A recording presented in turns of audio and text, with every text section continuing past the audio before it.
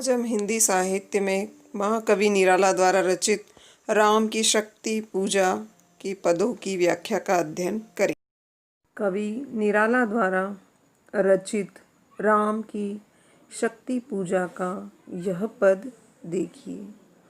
हे पुरुष सिंह तुम भी यह शक्ति करो धारण, आराधन का दृढ़ आराधन से दो उत्तर। यहाँ पर संदर्भ होगा कि प्रस्तुत पद्यांश महाकवि सूर्यकांत त्रिपाठी निराला द्वारा रचित महाकाव्य राम की शक्ति पूजा से संकलित है। प्रसंग होगा, इस पद में कवि ने उस समय का वर्णन किया है जब भगवान राम व्याकुल होते हैं, जब उन्हें ये एहसास होता है कि महाशक्ति माँ दुर्गा का रावण को सहयोग प्राप्त है, तो वे ये महसूस करके बड़े निराश होते हैं। तो उन्हें निराश देखकर उनके मित्र जामवंत बड़े गंभीर होकर शक्ति की आराधना करने की सलाह देते हैं। तो कवि के अनुसार उनके सहयोगियों से जब भगवान राम बातें करते हैं तो बातें करते करते वे चुप हो जाते हैं। तब आत्मविश्वास से भरकर उनके सहयोगी मित्र जामवंत उनसे कहते हैं कि हे पुरुष सिंह, हे सिंह के समान पराक्रमी राम, तुम भी यह शक्ति करो धारण, आप भी शक्ति धारण करें, अर्थात आप भी महाशक्ति आराधन का दृढ़ आराधन से दो उत्तर। आप भी महाशक्ति माँ दुर्गा की आराधना करें और उनकी आराधना करके ही उनका आशीर्वाद प्राप्त करें। यानी कहने का तात्पर्य है कि आप भी महाशक्ति देवी दुर्गा की पूजा करके पूजा का उत्तर पूजा से दें, आराधना का उत्तर आराधना से दें। तुम वरो विजय संयत प्राणों से प्राणों पर, है ना। तो विजय संयत ने संयत प्राणों से यानी अपने मन में जो शंका है उसे दूर करके। तो कवि आगे कहते हैं कि तुम भी माँ देवी का आशीर्वाद अवश्य प्राप्त करो। आप तुम वरो विजय संयत प्राणों से प्राणों पर, यानी आप अविचलित रहकर रावण पर विजय प्राप्त करो या विजय प्राप्त कर सकते हो। यानी तुम अपने मन से विचलित मत हो, बल्कि आप स्वयं भी रावण पर विजय प्राप्त कर सकते हो। रावण अशुद्ध होकर भी यदि कर सकता त्रस्त। वे आगे कहते हैं कि यदि रावण अन्यायी होकर आतंक पैदा कर सकता है तो इसमें कोई संदेह नहीं है, तो निश्चय तुम हो सिद्ध करोगे उसे ध्वस्त।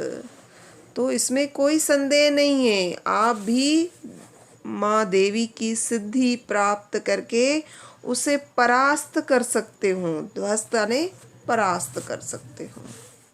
शक्ति करो मौलिक कल्पना करो पूजन। वे आगे कहते हैं कि अपने मन में शक्ति की प्रतीक माँ दुर्गा के स्वरूप की मौलिक कल्पना करो, यानी उनके स्वरूप की कल्पना कीजिए और उनकी पूजा कीजिए। करो पूजन यानी तब तक पूजा कीजिए जब तक देवी की सिद्धि आपको प्राप्त न हो, तब तक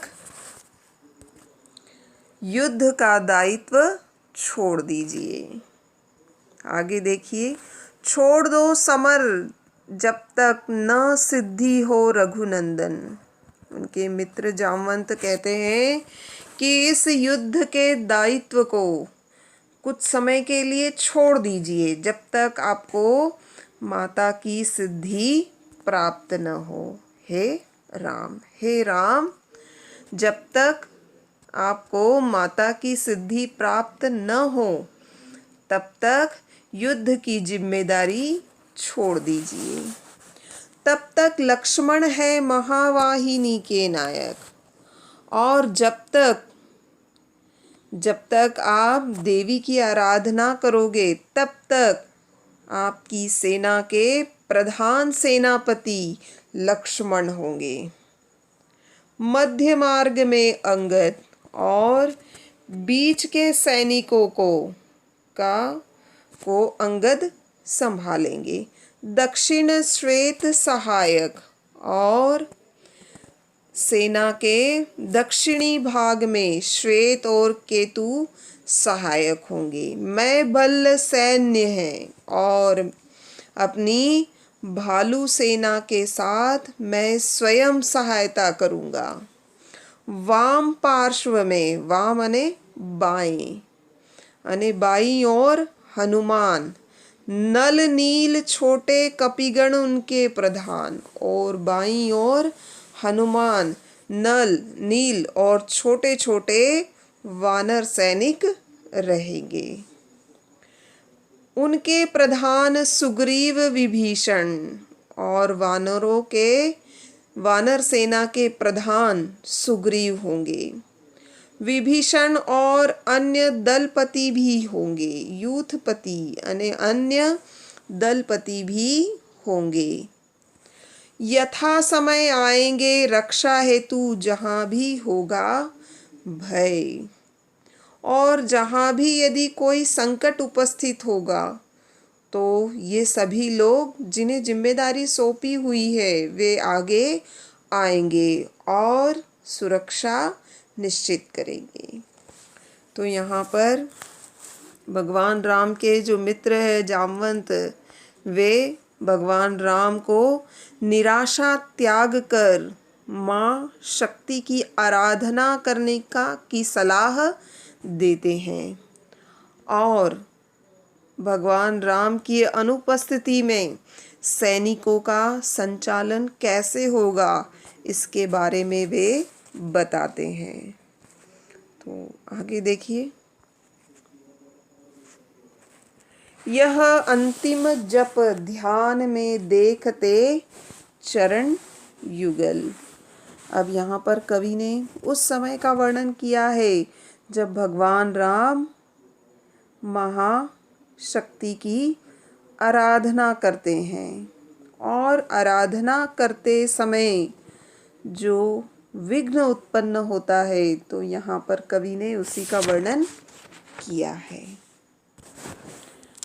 यह अंतिम जप ध्यान में देखते चरण युगल। तो यहाँ पर कवि ने उस समय का वर्णन किया है जब भगवान राम देवी की आराधना में लीन रहते हैं। तो कवि के अनुसार यह अंतिम जप भगवान राम देवी की पूजा में लीन थे, ध्यान मग्न थे और मंत्र का जाप कर रहे थे, और जाप करने का अंतिम समय आया। ध्यान में देखते चरण युगल, उन्होंने ध्यान की उस अवस्था में भगवान राम को माँ देवी दुर्गा के दोनों चरण युगल यानी दोनों चरण दिखाई दिए। कैसे दिखाई दिए? ध्यान करते हुए। राम ने बढ़ाया कर लेने को नील कमल, कर यानी हाथ। उन्होंने अपनी ध्यान की उस अवस्था में महसूस किया कि उन्होंने अपना हाथ बढ़ाकर नील कमल का फूल लेना चाहा। कुछ लगा न हाथ, लेकिन उनके हाथ में कुछ नहीं आया। हुआ सहसा स्थिर मन चंचल। अचानक उनका ध्यान भंग हो गया और उनका मन अस्थिर हो गया। मन चंचल यानी मन अस्थिर होना। जो मन ध्यान की अवस्था में स्थिर था, वह क्या हुआ, जब उन्हें ऐसा लगा कि उनके हाथ में कुछ नहीं आया, तो उनका मन अस्थिर हो गया। ध्यान भूमि से उतरे, खोले पलक विमल। उनका ध्यान भंग हो गया। वे जिन ध्यान अवस्था में थे, वह ध्यान वहाँ से हट गया। खोले पलक विमल, और उन्होंने अपने विमल यानी स्वच्छ, उनके सुंदर नेत्रों को, स्वच्छ नेत्रों को खोल, उनके स्वच्छ नेत्र पलकें खुल गई। देखा वहाँ रिक्त स्थान, यह जप का पूर्ण समय। भगवान राम ने देखा कि उन्होंने ध्यान की अवस्था में देखा था कि माँ के चरणों में नील का कमल रखा हुआ है, नीले रंग का कमल रखा हुआ है, लेकिन उनका ध्यान भंग होने पर उन्होंने देखा कि वहाँ पर नील कमल का स्थान खाली है। यह जप का पूर्ण समय। उन्होंने देखा कि जैसे ही उनके मन में ऐसा ध्यान आया, तो यह उनके ध्यान करने का पूरा समय होने आया था, और उस समय वे नील कमल को लेने के लिए उठ भी नहीं सकते थे, क्योंकि ऐसा करने से क्या होता, उनका जप भंग हो जाता, और जिस सिद्धि को प्राप्त करने के लिए वे ध्यान कर रहे थे, वह सिद्धि प्राप्त नहीं होगी। आगे देखिए। यह अंतिम जप ध्यान में देख, चरण युगल राम ने बढ़ाया कर लेने को नीलकमल। कुछ न लगा हाथ, हुआ सहसा स्थिर मन चंचल। ध्यान की भूमि से उतरे, खोले पलक विमल। देखा वहाँ रिक्त स्थान, यह जप का पूर्ण समय। आसन छोड़ना असिद्धि, भर गए नयन द्वय।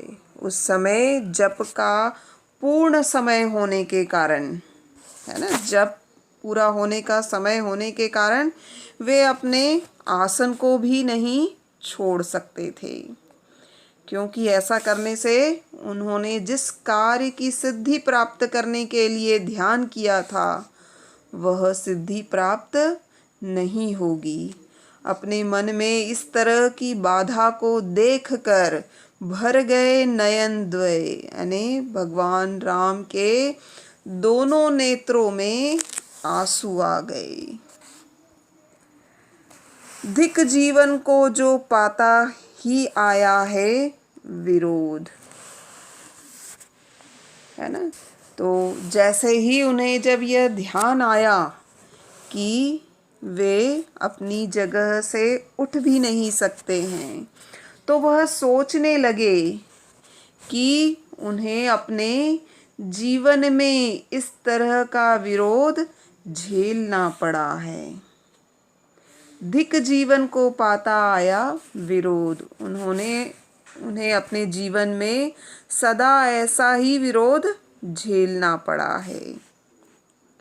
धिक साधन के लिए सदा ही किया शोध, और जीवन में इसी तरह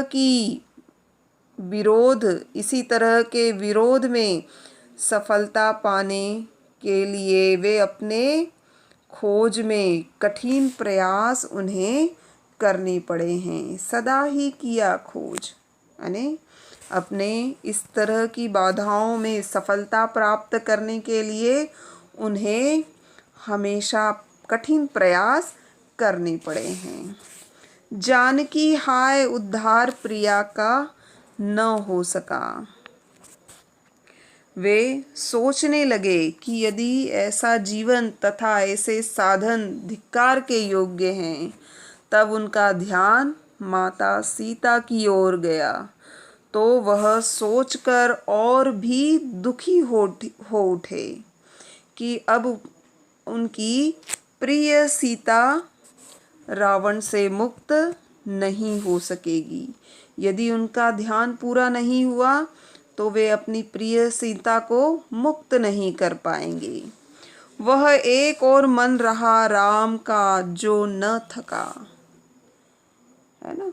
तो यहाँ पर कवि ने बताया है, किंतु राम का मन थकना नहीं जानता था।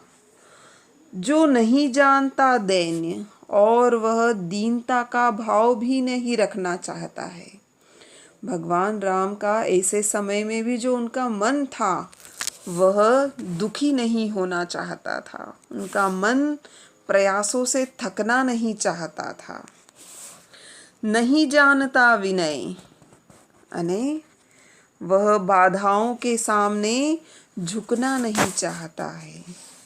कर गया भेद वह मायावरण प्राप्त कर जय, अने उन बाधाओं के सामने भगवान राम का जो मन है वह झुकना नहीं चाहता था। उसने माया के पर्दे को चीर कर विजय का मार्ग तलाश किया। अभी उनके पास क्या समस्या थी कि वे माँ दुर्गा को नीले रंग का कमल चढ़ाना चाहते थे, क्योंकि उन्होंने ध्यान में देखा। लेकिन अब समस्या ये है कि वे अपनी जगह से उठ नहीं सकते। तो ऐसे संकट के समय उन्होंने विजय का मार्ग तलाश किया। उन्होंने सोचा कि क्या किया जा सकता है ना। तो आगे देखिए, बुद्धि के दुर्ग पहुंचा विद्युत गति हत चेतन, अने उन्होंने इस बाधा से कैसे मुक्त हो। उन्होंने ध्यान के बाद देखा कि नीले रंग का कमल अपने स्थान पर नहीं था। इस बाधा से वे मुक्ति कैसे पाए। सहसा उनका चेतना विहीन मन तीव्र गति से बुद्धि के किले में प्रवेश हो गया। सहसा उनके मन में एकाएक विचार आया। राम में जगी स्मृति सजग पा भाव प्रमन। भाव प्रमन ने उन्हें कोई बात याद आई। भगवान राम की स्मृति में उन्हें एक भाव याद आया। यह है उपाय कह उठे राम जो मंद्रित घन, है ना। तो इसका तात्पर्य है, राम ने इस व्यवधान से मुक्त होने का उपाय तेजी के साथ सोचना आरंभ किया। और अचानक राम को याद आया कि कहती थी माता मुझको सदा राजीव नयन।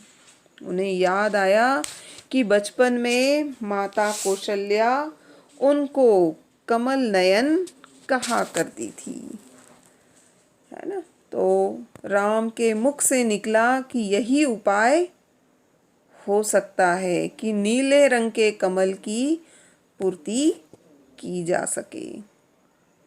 ठीक है, बहुत बहुत धन्यवाद।